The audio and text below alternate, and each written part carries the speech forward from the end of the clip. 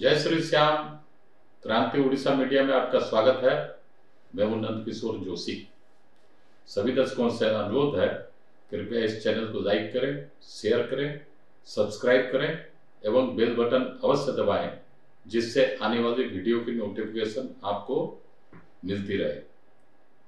आज हम चर्चा करने जा रहे हैं 129 साल 129 ईयर्स 129 साल के मेरी भाषा में युवा स्वामी शिवानंद, उन्हीं के बारे में चर्चा करेंगे।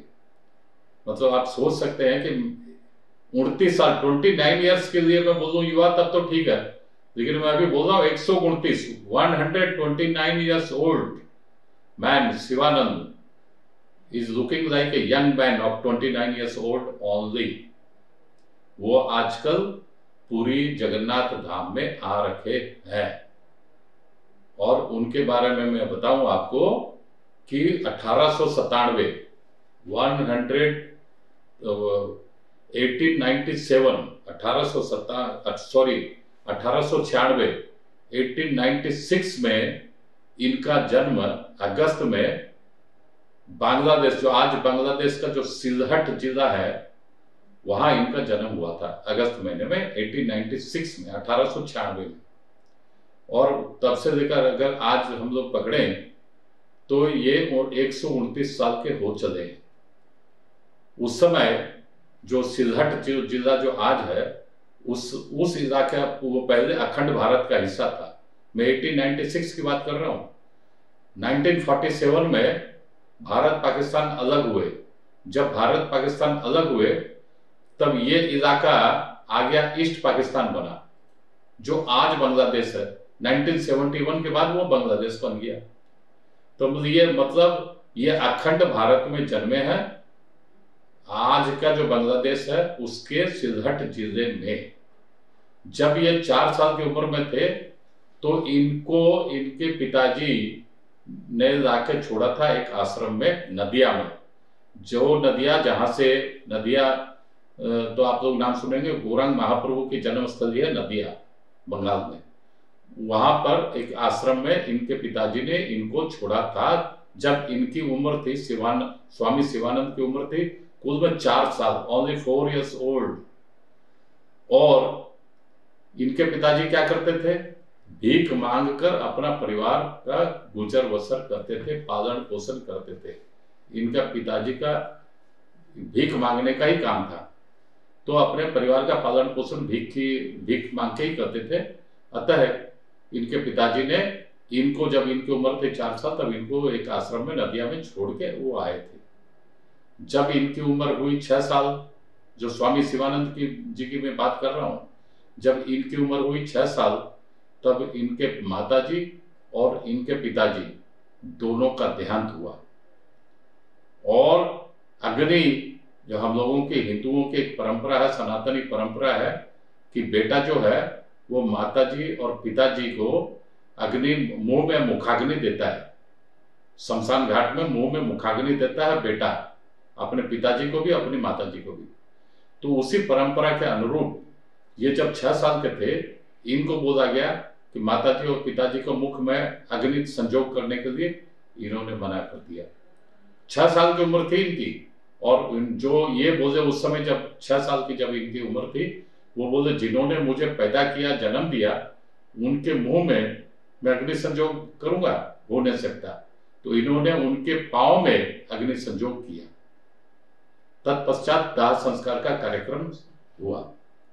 अब मैं बता रहा हूं कि वहां कुछ साल रहने के बाद ये चला है बनारस, जो आज जो बनारस है, काशी, जिसको काशी भी बोलते हैं, बनारस भी बोलते हैं, ये चला है बनारस। वहां एक कमरे में ये वहां रहते हैं और आज इनकी उम्र 129 इयर्स ओल्ड मैन। आज से करीब 3-4 साल पहले इनको भारत सरकार ने पद्मश्री अवार्ड से सम्मानित किया था। तब इनका नाम जब आया था, मैं भी अखबार में इनका नाम पढ़ा था। तत्पश्चात ये जब अवार्ड लेने गए राष्ट्रपति भवन में, उस समय हमारे देश के राष्ट्रपति थे रामनाथ कोविंद। और रामनाथ कोविंद जी के हाथों से इन्होंने अवार्ड रिसीव किया पद्मश्री का। तो मैं देखा उस समय, ये करीब 3-4 साल के पहले की बात है, करीब 125-26 साल हुआ होगा इनका उम्र उस समय। तो ये एकदम आराम से एक नौजवान जैसे चल चल के जाते हैं, बिना कमर झुके, बिना कुछ ये, बिना लकड़ी का सहारा लिए, और एकदम आराम से चल चल के जाते थे, वो भी तेज गति से। मैं खुद देखा हूं टीवी में वो award giving ceremony Rashtrapati Bhavan में जो हुआ। फिर जाके अग्रिम पंक्ति में जो बैठे थे प्रधानमंत्री मोदी, उनको वो प्रणाम किए, उनको झुककर प्रणाम किए। तो मोदी ने भी तुरंत खड़े होकर इनको भी झुककर प्रणाम किए। दोनों ने प्रणाम करके एक दूसरे का अभिवादन किया राष्ट्रपति भवन में, दरबार हॉल में, जब राष्ट्रपति रामनाथ कोविंद इनको पद्मश्री अवार्ड से नवाज रहे थे। उसके बाद आजकल ये अब मैं आ रहा हूं आजकल के समय में, ये आजकल श्री जगन्नाथपुरी में आए हुए हैं और वहां किसी आश्रम में ही रुके हुए हैं। इनकी दिनचर्या आरंभ होती है सुबह 3 बजे। ये रोज उठते हैं, चल चल के, फिर नित्य कर्म खत्म करके ये चल चल के जप जप करते रहते हैं, कीर्तन करते रहते हैं, और कुछ 1 किलोमीटर के एरिया में ये अपना घूमते रहते हैं, पदयात्रा करते रहते हैं, जप करते हुए पदयात्रा करते हैं, कीर्तन करते करते। ये इनकी दिनचर्या में शामिल है। तत्पश्चात ये दोपहर में केवल 2 रोटी खाते हैं, केवल 2 रोटी खाते हैं दोपहर में, वो भी, और कुछ सिजाई हुई सब्जी। 2 रोटी और सिजाई हुई सब्जी, ये इनका लंच है हर दिन 12 महीना। 2 रोटी, सिजाई हुई सब्जी या सिजाया हुआ साग, जो भी आप बोल रहे हैं, ये इनका लंच है। तत्पश्चात ये शाम को बिफोर सनसेट, सूर्यास्त के थोड़े समय पहले, ये मूढ़ी खाते हैं। जो हम लोग उड़ीसा बिहार में जो मूढ़ी, उड़ीसा बंगाल बिहार में जो मूढ़ी बोलते हैं ना, और यहाँ बंगाल में भी झाल मूढ़ी बोलते हैं, उड़ीसा में जिसको मसाला मूढ़ी, उसमें कुछ मिला देते हैं ये आपका चनाचूर वगैरह, तो वो मसाला मूढ़ी हो जाती है। वो बंगाल के झाल मूढ़ी, उड़ीसा की मसाला मूढ़ी जिसे कहते हैं। ये केवल सादी मूढ़ी खाते हैं, वो भी थोड़ी सी, एक कटोरी पर रख के सादी मूढ़ी खाते हैं, वो भी सूर्यास्त के पहले। ये इनका 24 घंटे का डाइट। मैंने कहा दोपहर लंच में 2 रोटी, कुछ सिजी हुई सब्जियां, और शाम को बिफोर सनसेट, सूर्यास्त के पहले थोड़ी सी मूढ़ी, वो भी बिना मसाला के, बिना झाल मूढ़ी के, कुछ नहीं, केवल सादी थोड़ी सी मूढ़ी एक कटोरे में लेके ये खाते हैं। ये इनका 24 घंटे का खाना है। मैंने आपको लंच भी कहा, और आज के भाषा में अगर बोलूं तो ये तो डिनर तो होगा नहीं, क्योंकि रात्रि बेला में ये खाएंगे नहीं। ये तो माने सूर्यास्त के पहले खाते हैं, तो आज की भाषा में आप बोल सकते हैं हाई टी। मतलब ये ब्रेकफास्ट लेते नहीं है, सुबह का नाश्ता नहीं है, दोपहर में लंच ये 2 रोटी और थोड़ा सा सिजी हुई सब्जी लेते हैं, और शाम को हाई टी में ये केवल थोड़ी सी मूढ़ी लेते हैं, गिनने में या कटोरी में। ये इनका 24 घंटे का भोजन की सामग्री है, ये मैंने आपके सामने बताया। अब ये है कि इनकी जो दिनचर्या है, अच्छा, ये जैसे तेज गति से चलते हैं, कहीं भी थोड़ा थोड़ा सा आस्ते आस्ते नहीं, कहीं भी ये जब चलेंगे, और आज की उम्र में भी 129 साल 129 ईयर्स एज में भी ये जहां कहीं भी जाते हैं बड़ी तेज गति से चलते हैं। अब आप सोचिए, यहाँ तो आजकल हमारे देश में तो हम लोग देखते हैं कि कोई आदमी अगर 55-60 का हो जाता है तो उसके चलने फिरने में दिक्कत होती है, वो कहीं, और अगर 65-70 साल 72 साल अगर हो गया तो अनेकों को आप देखते हैं वो लकड़ी पकड़ लेते हैं 70-72 में, और ये तो 129 में, मैंने करीब उनसे करीब डबल एज में होकर भी ये एकदम दौड़ते हैं, कोई लकड़ी वकड़ी का सहारा नहीं, कुछ नहीं, और एकदम आराम से तंदुरुस्ती के साथ एकदम नॉन स्टॉप सुबह भी चलते हैं भजन कीर्तन करते हुए, और जहां कहीं भी जाते हैं, चाहे वहां अभी तो पूरी बाय हुआ, सारा भारत का भ्रमण करते हैं, सारे तीर्थ स्थानों पर जाते हैं, और बेधड़क आराम से वो जाते चलते फिरते हैं, एक तरह से दौड़ते हैं। ये इनकी दिनचर्या मैंने आपको बताई। अब ये है कि इनकी ये जो इतनी मतलब फास्ट लाइफ है, स्पीडी लाइफ है, इनके दिनचर्या में शामिल है, ये सभी के लिए बहुत बड़ा आश्चर्य है। भारत में बड़े बड़े प्राइवेट मेडिकल कॉलेज हॉस्पिटल ने इनको बुला के इनके पूरा बॉडी स्कैन किए, नाना तरह का टेस्ट किए। आज तक किसी ने भी, जो भी भारत की बड़ी बड़ी मेडिकल इंस्टीट्यूट है, मेडिकल कॉलेज है, एक भी रोग का इनके शरीर में नामो निशान तक नहीं पाए। एक भी छोटा से हो बड़ा हो, एक भी रोग इनके शरीर को आज तक छुआ नहीं है, इनके शरीर को स्पर्श नहीं किया है। कोई भी बीमारी इनके शरीर को स्पर्श नहीं की है आज तक। 139 साल के ये हो गए। अब मैं बताता हूं, हम लोगों का एक है कहावत है, पहला सुख निरोगी काया।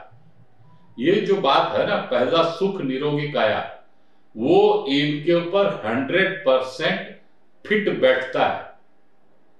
क्योंकि मतलब अगर समझिए कि ये सांसारिक जीवन में रहते, इधर उधर का खाते रहते और आए दिन बीमार पड़ते, तो इनकी क्या हालत होती। हमारे देश में जब अंग्रेज लोग आए थे और अंग्रेजों को जब मतलब खाता कलम लिखने के लिए फाइल चार्ज, जिसको फाइल प्रस्तुत करने के लिए फाइलों में तो काम होता है ना सरकारों का, वो सब करने के लिए जब उनको सरकारी कर्मचारी की जरूरत हुई थी, तो उन्होंने एक उम्र निर्धारित कर दी थी 55 साल कि 55 साल का बूढ़ा होने के बाद रिटायरमेंट। उनके अंग प्रत्यंग शिथिल हो जाते हैं 55 साल में, और वो हमारे कोई काम के लायक नहीं रहेंगे, तो उनको रिटायरमेंट कर दिया जाएगा। तो अंग्रेजों के समय में था 55 साल। मैं जब स्कूल में पढ़ता था उस समय भी गवर्नमेंट एम्प्लॉय का 55 साल ही था, कॉलेज में भी था तब तक भी 55 साल था।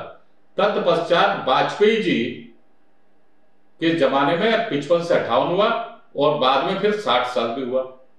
अगर 60 साल भी हम पकड़े, आज के जो जमाने में गवर्नमेंट एम्प्लॉय की उम्र के हिसाब से पेंशन का हकदार होता 60 साल, 60 ईयर्स, तो 60 इंटू डबल कितना हुआ 120, ये तो 129 साल के, 129 ईयर्स के हैं ये आज के दिन।